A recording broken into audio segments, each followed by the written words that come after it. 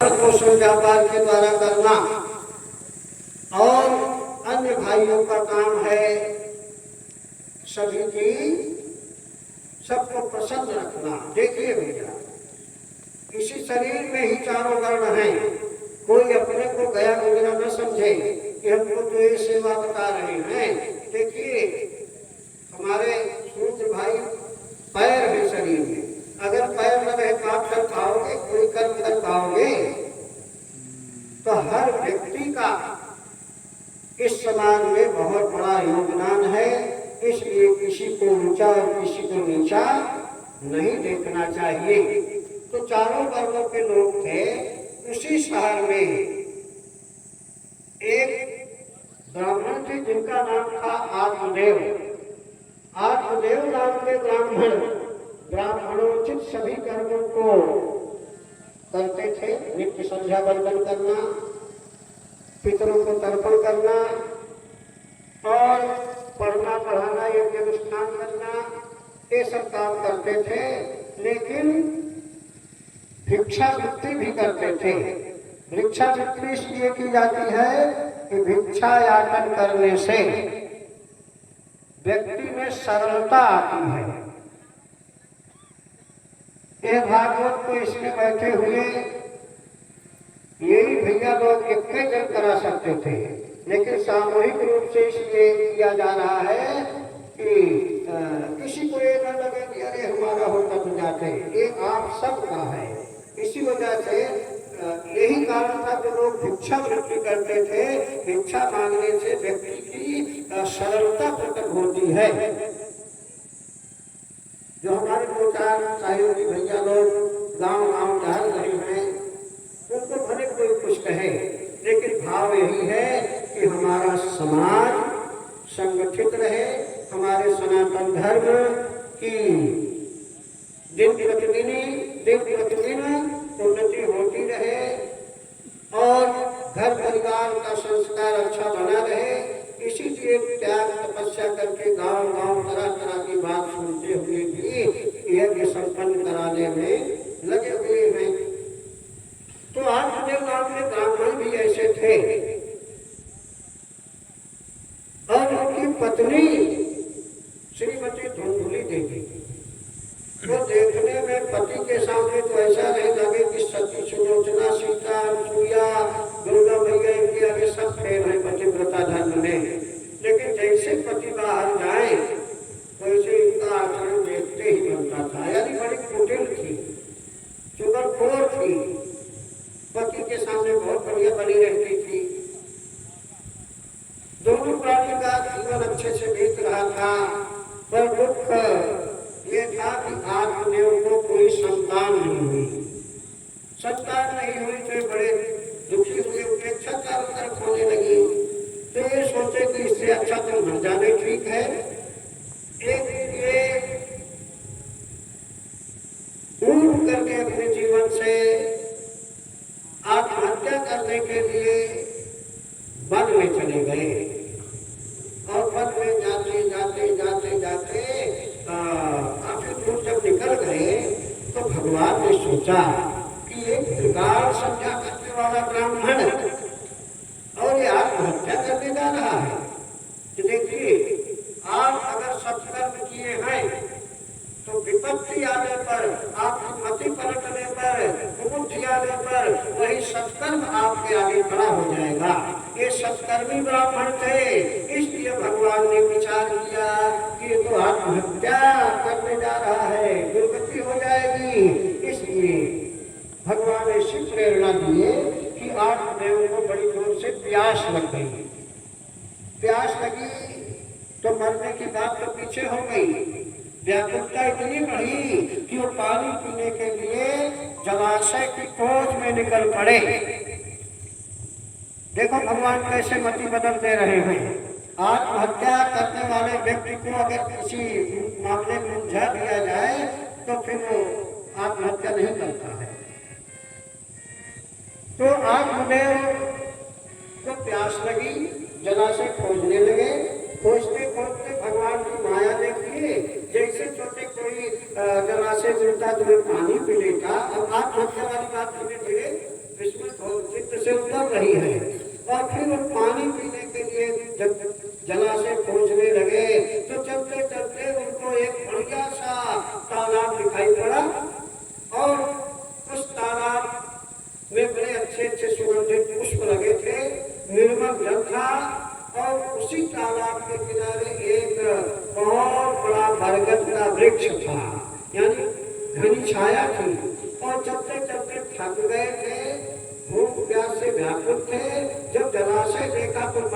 प्रसन्न हुआ। अब देखो आत्महत्या की बात और भूल गए। अब उस जलाशय में आए, हाथ पैर धोए, जल पान किए और पानी पीने के बाद फिर उनको बात वही मन में गूंजने लगी। तो उसी बरगद की वृक्ष की छाया में आकर के बैठ गए। और जैसे बैठते हैं, आत्महत्या का निर्णय करते हैं, वैसे ही उनको वही थोड़ी दूर पर अचानक एक महात्मा का दर्शन हो गया। देखिए संत का दर्श कितना मंगलमय होता है। संत दर्श जीवित पातक तरई, बहुत बड़ा से बड़ा पाप कट जाता है संत दर्शन पाते ही। एक संत जी उनको दिखाई दिए। अब जब ये संत जी को देखे तो सोचे चलो यार है कुछ न कुछ उपाय बताएंगे। अब संत जी रक्षा के लिए तो आए ही थे, भगवान ही संत बन के आते हैं। अब आए तो पूछे कथम रोदिश विप्रत्वं काते चिंता बलीयसी। अरे ब्राह्मण तू क्यों रो रहा है? आखिर तुम्हें बड़ी कौन सी विपत्ति आ गई है? कौन सी चिंता में पड़ गए हो कि जो तुम यहाँ एकांत में बैठ करके रो रहे हो? बताओ क्यों रो रहे हो? तुम सब परम मह्यम, जल्दी से बताओ आखिर रो क्यों रहे हो? अब ब्राह्मण बोले कथम किं प्रवीणीषे दुःखं पूर्व पापेन संचितम्। हे महात्मा जी, पूर्व जन्म में हमने इतना पाप किया जिसका परिणाम एक तो नहीं हजारों दुख मेरे सामने हैं। तो कौन से दुख का वर्णन आपके समक्ष करूं प्रभु? हमारा इतना बड़ा मुश्किल, इतना बड़ा पाप है कि हमारे को पूर्वज है, पितर को जब मैं उनको तर्पण करता हूँ, पानी देता हूँ, तो मेरे दिए हुए पानी को देख करके वो फेर देते हैं। जैसे किसी व्यक्ति को जेठ की दोपहरिया में और खौलता हुआ जब दिया जाए तो क्या पिएगा? भले मर जाए। ऐसे मेरे पिता लोग मेरी अंजलि का दिया हुआ जल देख करके मुख फेर देते हैं। मेरा दिया हुआ जल नहीं स्वीकार कर रहे। इससे बड़ा दुर्भाग्य क्या हो सकता है मेरा? मुंह क्यों फेर रहे हैं? इसलिए फेर ले रहे हैं कि तुम्हारा पानी क्या पीऊं? तुम्हारे बाप को कोई उत्तराधिकारी पानी देने वाला होगा नहीं, यानी मेरे संतान नहीं है, इनडायरेक्ट कहे। इसलिए मैं दुखी हूँ, रो रहा हूँ। और कौन? हमारे द्वारा दिया हुआ पूजन देवता नहीं स्वीकार कर रहे हैं। ब्राह्मण लोग मेरे दिए हुए दान को नहीं लेते हैं, क्योंकि मैं संतान हूँ। इसलिए अब मैं उपेक्षित होकर के यहाँ प्राण त्याग करने आया हूँ, क्योंकि ऐसा जीवन को धिक्कार है जिसमें कोई संतान ना हो। और तो और गुरु जी, अगर मैं कोई फल लेकर के आता हूँ तो मेरे लाए हुए फल भी सूख जाते हैं। कोई वृक्ष लगाता हूँ तो पेड़ सूख जाता है। और तो और कोई गऊ का पालन मैं करता हूँ तो गऊ भी बंध्या हो जाती है। इसलिए शुष्क जीवन को लेकर के मैं क्या करूँगा? इससे अच्छा तो मर जाना ही ठीक है।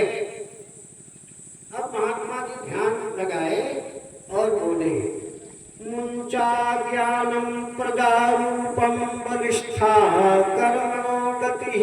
अरे ब्राह्मण, कर्म की गति बहुत बलवान होती है, जो लिखा है वही मिलेगा। इसलिए इस अज्ञान को छोड़ो कि मेरे बेटा मेरे संतान है इसलिए मरने जा रहा हूँ। तुम्हारे भाग में जो है वो मिलेगा, अब जो नहीं है वो नहीं मिलेगा। इसके लिए आत्महत्या की क्या जरूरत है? तुम अपनी बुद्धि का प्रयोग करो और इस आत्महत्या जैसे जघन्य अपराध तो मत करो, नहीं तो भूत पिशाच बनोगे। हाँ, मैंने देख लिया तुम्हारी मस्तक रेखा, इसी जन्म नहीं 7 जन्म तक तुमको कोई संतान नहीं हो सकती है। अब आप मुझे समझ गए, ये बाबा तो बड़ा करामाती लग रहा है। जब मेरे 7 जन्मों की बात जान सकता है तो मुझको संतान दे भी सकता है। अब बोले ठीक है महात्मा जी, आप मुझको बेटा दीजिए ही दीजिए, नहीं तो मैं अभी अभी आपके सामने इसी पेड़ की जड़ पर अपने सर को पटक पटक करके आत्महत्या कर लेता हूँ, और आप सावधान, ब्रह्म हत्या भोगने के लिए तैयार हो जाओ। साधु जी बोले, ब्रह्म हत्या मैं क्यों भोगूं? आप नहीं तो और कौन भोगेगा? मैं तो इसी जन्म के लिए रो रहा था, आपने तो मेरे दुख को 7 गुना बढ़ा दिया, तो ब्रह्म हत्या तो आप ही को लगेगी। अब बड़े चक्कर में पड़ गए कि अब क्या करूं? तो कहे अच्छा तुम बताओ, क्या गारंटी है तुमको संतान होने से सुख मिलेगा ही मिलेगा? तुम बताओ। तो राजा सगर के कितने बेटे? तो बोले तो सरकार 60,000। तो क्या उनको बेटों से सुख मिला? घोड़े चुरा के लाए? और बताओ राजा अंगों को कितने बेटे? तो बोला एक। तो एक वाला भी दुखी, 60,000 वाला भी दुखी, तो क्या गारंटी है कि तुमको बेटा मिलने पर सुख मिलेगा ही? तो कहे मुझको आप पुत्र दीजिए ही दीजिए, तो ये सब ज्ञान रहने दीजिए, नहीं तो मैं आत्महत्या कर लूंगा। तो बोले ठीक है जाओ, मैं तुमको देता हूँ बेटा, लेकिन इससे तुमको सुख दुख दोनों मिलेगा। भूखा कंगाली भात भात। बोले ठीक है दीजिए। एक फल महात्मा जी देते हैं और बोले जाओ इस फल को अपनी पत्नी को खिला देना, तो पत्नी तुम्हारी गर्भवती होगी और समय आने पर तुमको पुत्र रत्न की प्राप्ति होगी। और हाँ, एक शर्त है, जब तक कामना न पूरी हो जाए तब तक तुम्हारी पत्नी को कुछ नियम का पालन करना पड़ेगा। कौन सा नियम? सत्यम, एक तो उसको झूठ नहीं बोलना है। शौचम, शौचम माने पवित्रता, पवित्र रहना है हमेशा। दया, दान और एक समय भोजन करना है। ये 1 साल तक क्रिया